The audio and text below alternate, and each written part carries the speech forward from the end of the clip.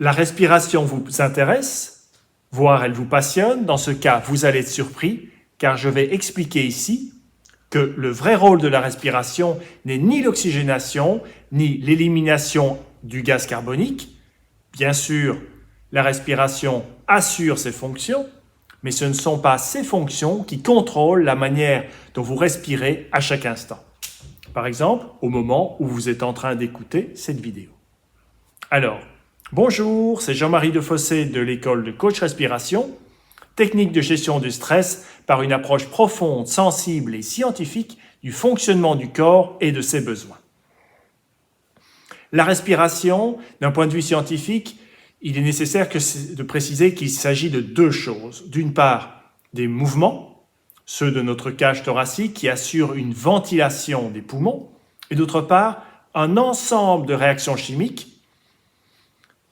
qui a pour résultat la production d'énergie par le corps. Cette production d'énergie correspond à la réaction entre du sucre, précisément du glucose et de l'oxygène. Cette réaction, qui a lieu à l'intérieur de chacune de vos cellules, va libérer de l'énergie et du gaz carbonique.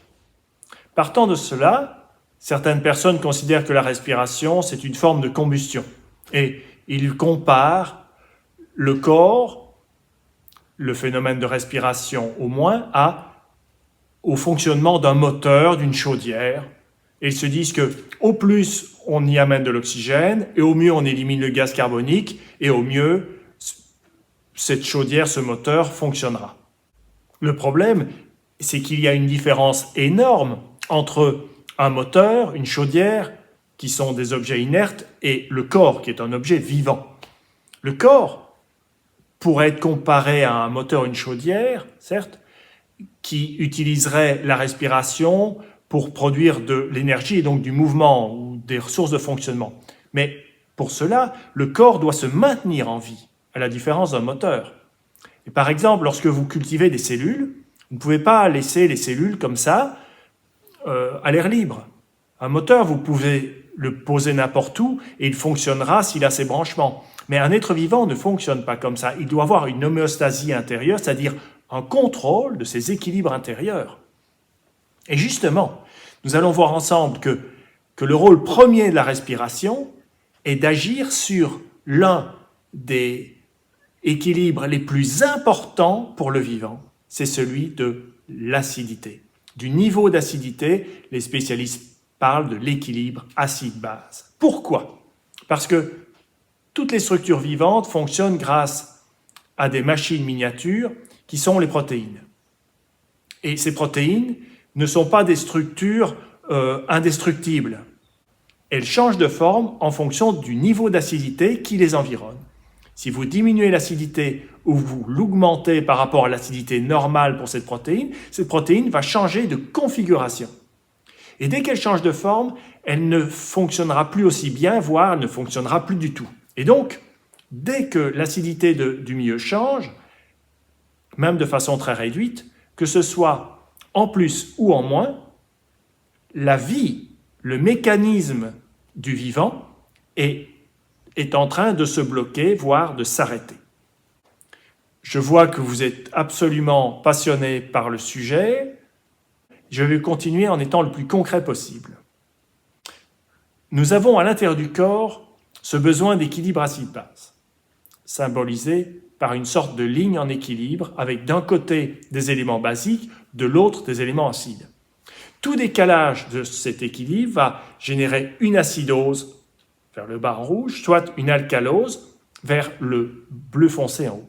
Si le corps humain, parlons au niveau du sang, ne disposait d'aucun dispositif particulier, le moindre ajout d'acide entraînerait une acidose sévère, comme vous pouvez le voir sur l'illustration qui est ici. Aussi, le corps, le vivant, a développé des techniques, des dispositifs qui permettent de tamponner les écarts d'acidité en cas de perturbation. Les chimistes appellent cela les systèmes tampons. Il y en a plusieurs au niveau du corps humain. L'un est basé sur les phosphates, un autre sur les protéines. mais le plus efficace proportionnellement, c'est le tampon appelé tampon bicarbonate.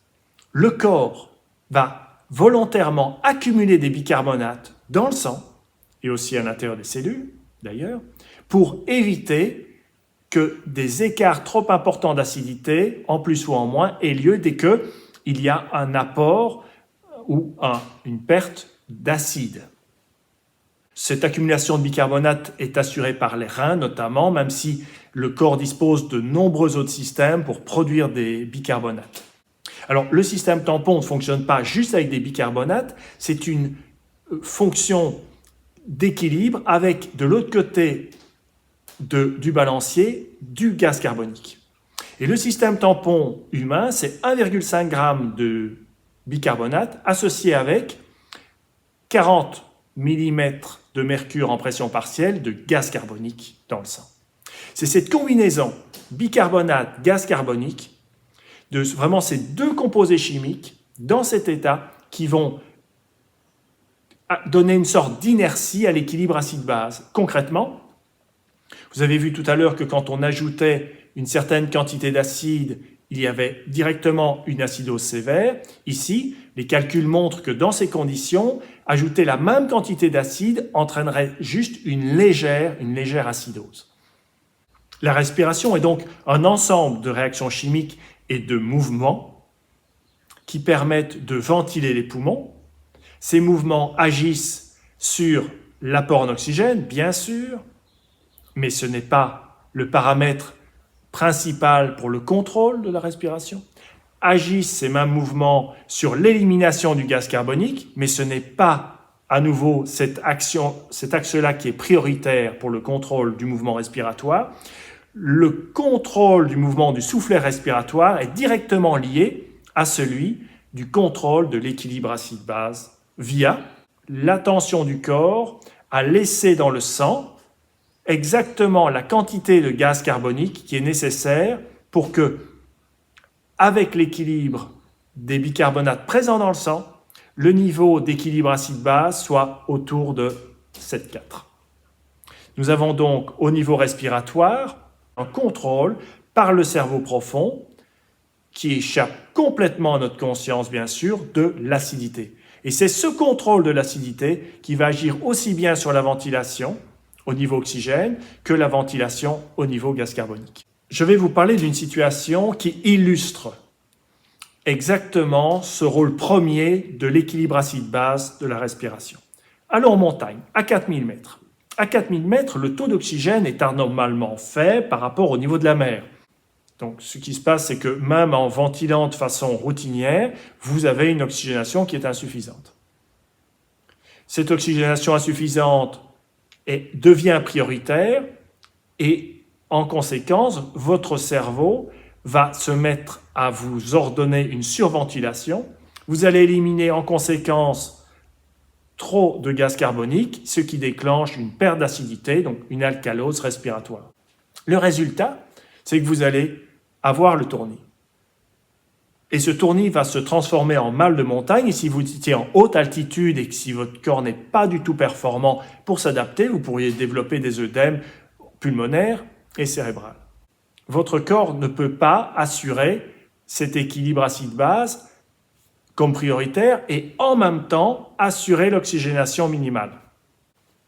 Et comment cela va-t-il se terminer? Simplement, au fil des jours, le corps va produire plus de globules rouges et plus de transporteurs d'oxygène via l'hémoglobine. Donc, ce sont cette abondance accrue de transporteurs qui permettra à votre corps, tout en ventilant de la même manière, d'avoir à la fois le taux d'oxygène qui est correct et, de nouveau, ce rôle prioritaire de régulation de l'équilibre acide-base. En conclusion, le rôle premier de la respiration, cessons de dire que c'est l'oxygénation, cessons de dire que c'est l'élimination du gaz carbonique, entrons dans l'intelligence du fonctionnement du corps pris dans sa globalité et prêtons toute notre attention à cette fonction du maintien de l'équilibre acide-base.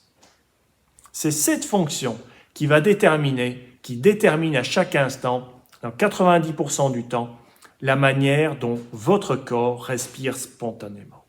Et c'est pour cela qu'on peut affirmer qu'il s'agit du rôle premier de la respiration. Maintenir constant l'acidité de votre sang et partant de vos cellules. Voilà, cette vidéo est terminée. Je vous souhaite de prendre soin de vous, de prendre soin des autres, de prendre soin de notre si jolie planète. N'hésitez pas à partager pour faire découvrir et soutenir notre travail. Et à bientôt pour une prochaine vidéo de Coach Respiration.